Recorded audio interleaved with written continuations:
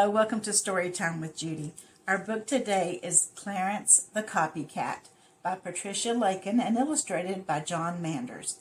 Clarence is a cat that does not like to catch mice, and he has a hard time finding a home because everybody wants him to catch the mice. He finally finds a home in the library, and he loves it until a mouse appears. Let's see what happens. Clarence's mother and father were the best mousers Sam's sandwich shop had ever had. They spent all their time catching mice. Clarence did not. He was a peaceful cat. He couldn't bear to harm another living creature, even one that ate the deli meats and scared the customers. His family tried to change him, but they couldn't, so Sam sent him away.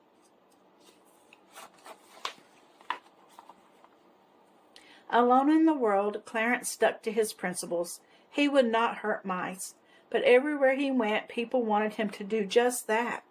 "Scram, you know, mouser," yelled Gladys of Forever Flowers. "Scat, cat," shouted Annie of the Quality Diner. "Out, you lazy bum," bellowed Tom of Ye Old General Store. "Will I ever find a real home?" Clarence wondered sadly. He searched up one street and down another.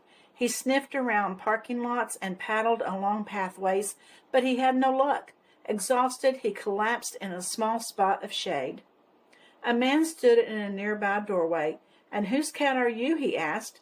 "My own," Clarence meowed softly.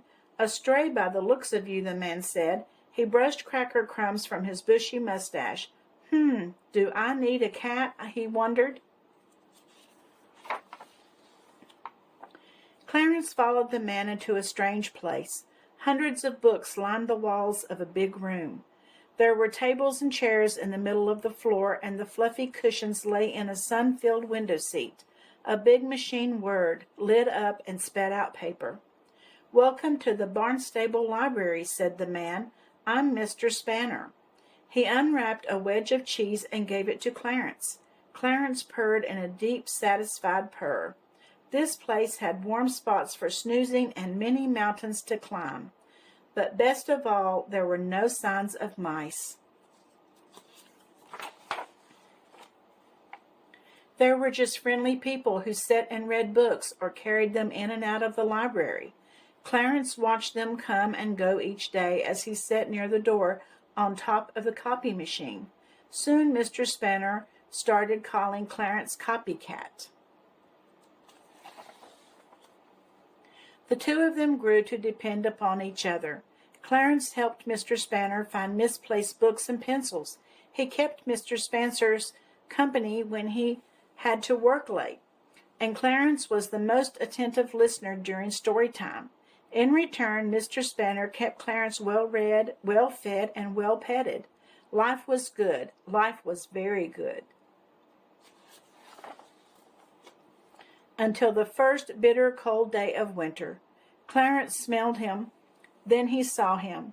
A mouse darted from under the copy machine. Mr. Spanner saw him too. "Get that mouse," Mr. Spanner called to Clarence. Clarence's heart sank. He didn't know what to do. "Come on, Copycat," cried Mr. Spanner. Clarence didn't move. He saw Mr. Spanner whirling and twirling, creeping and crawling all over the library, trying to catch the mouse.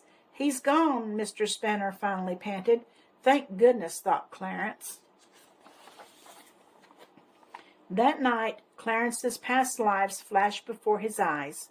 "Out, you lazy bum! Scram, you know, mouser!" And "Scat, cat!" echoed in his ears. "This time I can't let myself be kicked out," he decided. He paced the library floor, trying to think of a plan. As he rounded the corner of Mr. Spanner's desk, he noticed that the cheese container wasn't covered. "Of course," Clarence meowed triumphantly.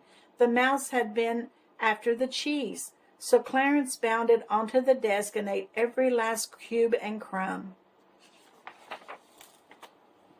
But the next afternoon, the mouse showed up for story time. The children squealed. "Get that mouse," Mr. Spanner cried, but Clarence didn't move from his cushion. He watched Mr. Spanner and the children whirling and twirling, creeping and crawling around the library, trying to catch that mouse. "He's gone," Mr. Spanner finally gasped. Then he wagged his finger at Clarence. Mice like to eat books, you know.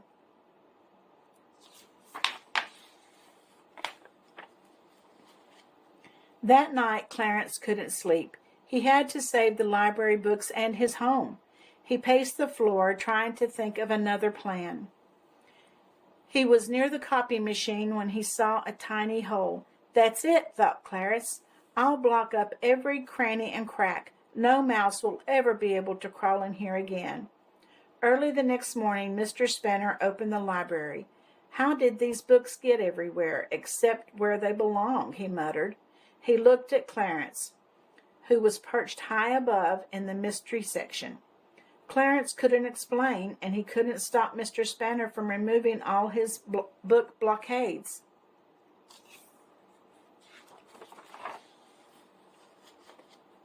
Later that day, Mr. Spanner had just lifted the lid of the copy machine when he began to shout, "He's back! Copycat, get him!" The mouse darted behind the library cart. Clarence didn't move. Books flew as Mr. Spanner grabbed the broom. Mr. Spanner twirled, papers swirled. Mr. Spanner crept and began to lower the broom. "Stop!" Clarence yelled, and without a plan he jumped and soared through the air. Mr. Spanner whirled across the room. Whap! They collided. Splunk! Clarence landed in a big fat belly flop right on the copy machine glass.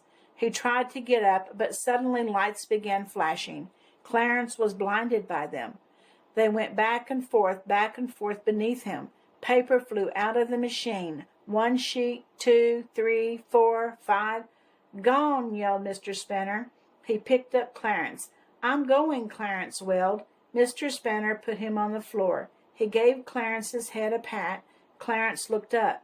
Mr. Spanner wasn't mad. Clarence wasn't being kicked out.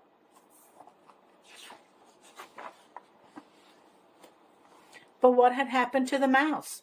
Clarence peeked under the copy machine. He jumped when he saw it staring back at him. It wasn't a mouse. It was a huge black cat with bulging legs, an enormous tummy, and whiskers that stuck out like arrows. It was Clarence. Well, not really Clarence. It was a large copy of Clarence.